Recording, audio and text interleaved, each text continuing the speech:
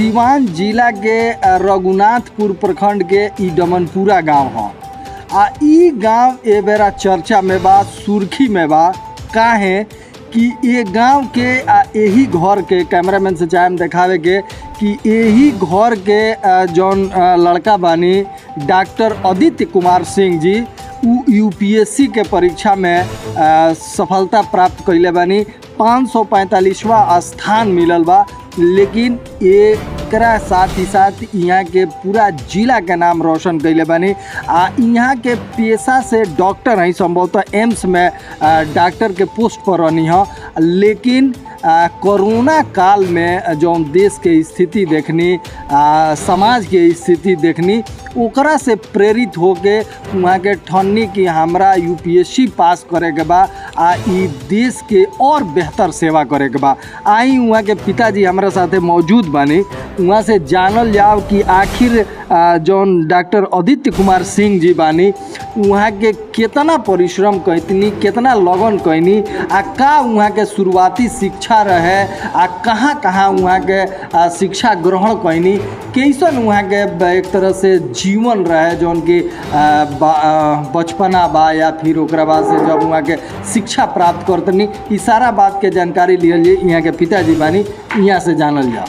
सुने में आता कि वहाँ के डॉक्टर बानी है एम्स में, क्या माने कि डॉक्टरी छोड़ के आई एमे एक तैयारी में लागे कौन था उनके दिमाग में आ गई कि डॉक्टर के सेवा करे वो सीमित दायरा बाटे और जो IAS के जो प्लेटफॉर्म बारे उनमें सामाजिक सेवा से लेके और ऊंचाई छुए खातिर बहुत बड़ा प्लेटफॉर्म। इसे उनके दिमाग में आ गई कि इस क्षेत्र में बढ़ा। कोरोना काल में संभवतः हुआ, स्पेशली कोरोना काल में दिमाग में ही उपज आए कि 10 साल पढ़ने के बाद उनके बहुत बढ़िया डॉक्टर बन गए और 2 साल 3 साल के प्रयास से एक SDM रैंक के आदमी आके हर डॉक्टर के टॉर्चर कर दिया। तो दिमाग में आ गई कि ना हम भी काम कर सकते हैं, कम बहुत कम परिश्रम में ही काम कर सकते हैं। और वह अंदर टीच पैदा हुई और वो आदमी 23 में रिजाइन करके और वो आदमी ये क्षेत्र में प्रवेश यूपीएससी की परीक्षा के तैयारी करके फर्स्ट अटेम्प्ट में निकाला। अभी मैंने सिवान में अपन हॉस्पिटल भी चलाओ, मैंने प्रैक्टिस में रहा जी ना। वो दिल्ली में ही AIIMS, Ram Manohar Lohia, Ambedkar, RR hospital Cantt, ये सब हॉस्पिटल में हमारे शुरू से कलकत्ता और दिल्ली तक वो आदमी का दौड़ा रहा है। अच्छा, और बताएं कि मैंने बचपन में मैंने क्यों रहा गाना स्वभाव देखिए बचपन में वो आदमी के जिस जौना तरह से शिवाजी बनाए वाला गुरु रामदास रही, वही ना उनका बचपन के नाम मिठू बाबू है।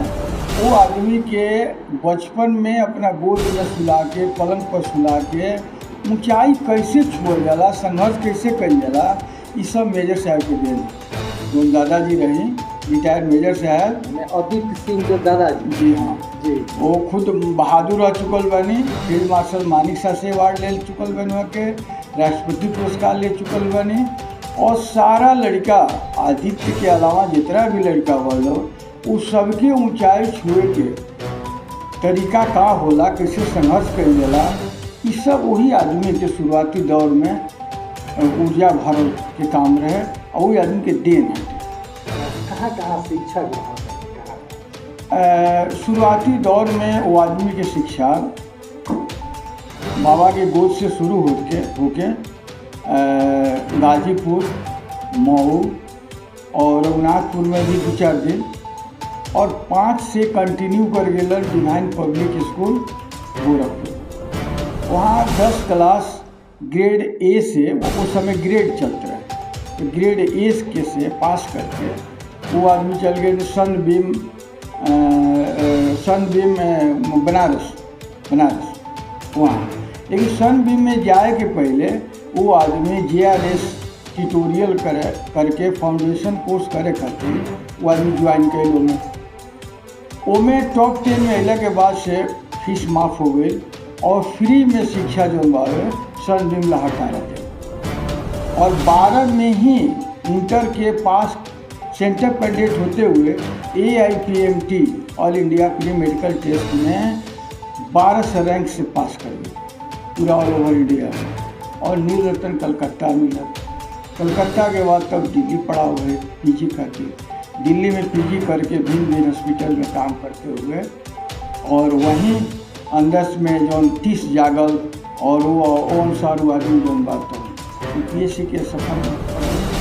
अच्छा, रउआ तो ई तो स्कूली शिक्षा के बात हो गई, स्वभाव से कैसन आदित्य कुमार? लेकिन स्वभाव से आदित्य कुमार जिज्ञासु, जुझारू और सीखे के ललक हमेशा रहा वो आदमी के, और यही 3 गुण के कारण आज तक वो आदमी डॉक्टरी के अलावा वो आदमी साबित ही कर दिया कि एगो डॉक्टर भी जब चाहे तो वो IAS बन सकता है, IPS बन सकता है।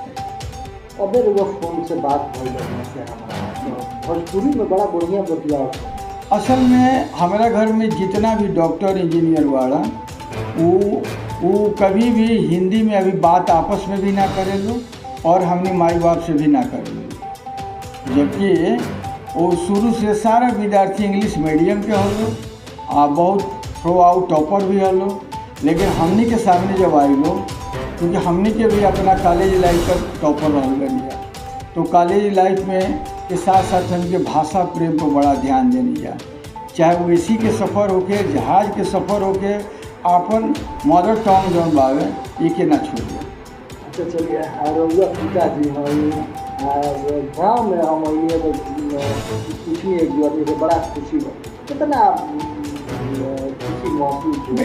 ये उनकरे ये केवल आदित्य के चलते, डॉक्टर के चलते तो बहुत ज़्यादा आदमी खुश ना रहे, सीमित दायरा रहे, लेकिन ये खुशी के चलते हम, हमार परिवार, इष्ट मित्र, गांव, इलाका और शुभचिंतक एकदम सातवां आसमान में, मीडिया से लेके हर आदमी खुश हो। अरे देखिए, मित्र बानी जीरा जैसे चल गए गाड़ी में क्या करेंगे? हमार जे भी शुभचिंतक बा, मित्र मंडली बा, अगर ओकर बस चले तो बेटा के कंधा पर उठा के लेके दिल्ली से चले, इतना उत्सुक बा। कब आते 25 के बाद। जी हाँ। क्या अपील करें जो भी लोग अपना लड़का के बाहर रख के पढ़ावता ये प्रयास था, उनसे क्या कहें, क्या अपील करें? एक बात दिमाग में रखी कि कतनों महंगा स्कूल में वो नाम लिखा दी, कतनों दूर रखी, जब तक खुद रौरा निगरानी ना रखें एक एक चीज़ पर, क्योंकि 12 से 22 स्लाइड स्टेज कहल जाला लिखल, लड़का होके चाहे लड़की, बॉडी में हार्मोन सिक्रेशन होला, उथल पुथल होला, तो माई बाप के बहुत बड़ा रोल होखेला, और माई बाप के निगरानी के बाद ही कोई अच्छा बन सकता है। इंस्टीट्यूट ना बना, ना तो हर किताब के दुकान वाला के लड़का टॉपर है, हर साल हुए ITI, नीट, UPSC सब हुए निकाल दें, लेकिन सब कुछ निर्भर करता है माँ बाप के कौना तरह का माहौल क्रिएट करता है, ऊपर ही निर्भर करेगा, स्कूल ना पढ़ाए कहीं। सफलता के पीछे हाँ, माई बाप वो जौन माहौल जौन बा बोर्ड माने लगेला।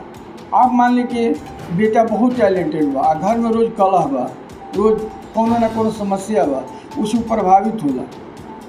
ये से जौन बावे माई बाप के रोल सफलता के पीछे बहुत स्कूल से भी ज़्यादा बा, जौन हमने के प्रैक्टिकली अनुभव बा, एकदम बा, प्रैक्टिस में बा सब कुछ। तो में मातारी के आज भी गोद में आके सुतेलन, आज भी भोजपुरी भाषा में सबका से बोलल, तो अपने कल्चर से जुड़ल बा आदमी। आज जौन लड़का लड़की अपना रूट से ना जुड़ल रही, परिवार से ना जुटल रही, ओकरा के कोई नहीं बचा सके, जो आवारा होके बैठे।